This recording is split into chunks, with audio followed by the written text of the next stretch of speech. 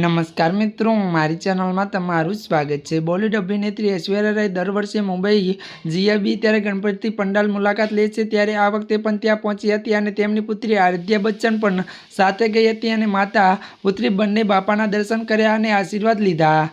ત્યારે મિત્રો તેમના વિડીયો અને ત્યારે ફોટો સોશિયલ મીડિયા પર ટ્રેન્ડ કરી રહ્યા છે। જોકે કેટલાક લોકો આરાધ્યા વિશે પ્રશ્ન કર્યા છે કે તે આટલી વિચિત્ર કેમ દેખાઈ રહી છે અને તેને શું થયું છે। પહેલાં કરતાં થોડીક અલગ દેખાતી આરાધ્યા વિશે ફેન્સ અલગ અલગ અટકળો પોસ્ટ કરીને ચિંતા કરી રહ્યા છે।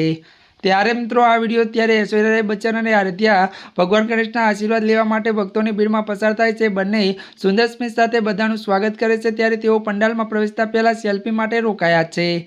ત્યારે મિત્રો અભિષેક અને ઐશ્વર્યાના છૂટાછેડાના સમાચાર ખૂબ જ ચર્ચા હતી, પરંતુ થોડાક દિવસો પહેલા બંને સાથે જોવા મળ્યા હતા અને છૂટાછેડાની અફવાઓને અંત લાવ્યો હતો। તેઓ અમિતાભ બચ્ચન સાથે આરએનટી સ્કૂલમાં વાર્ષિક કાર્યક્રમમાં હાજરી આપી હતી। આ ઉપરાંત ઐશ્વર્યાએ અભિષેકના તેના 49મા જન્મદિવસ શુભેચ્છા પાઠવી હતી। યશ અને અભિષેકે ત્યારે મિત્રો 2007માં લગ્ન કર્યા હતા અને 4 વર્ષ પછી 2011માં પુત્રી આરાધ્યાનો જન્મ થયો અને વેકઅપ વિશે વાત કરીએ તો ત્યારે ઐશ્વર્યા છેલ્લે મણિરત્ન ફિલ્મ પોન્નિયિન સેલ્વન પાર્ટ 1 અને 2માં જોવા મળી હતી। ત્યારે મિત્રો આજના માટે બસ આટલું જ। અમારી ચેનલમાં નવા હોય તો અમારી ચેનલને મિત્રો તમે લાઇક, શેર અને સબસ્ક્રાઈબ કરી દેજો। ધન્યવાદ।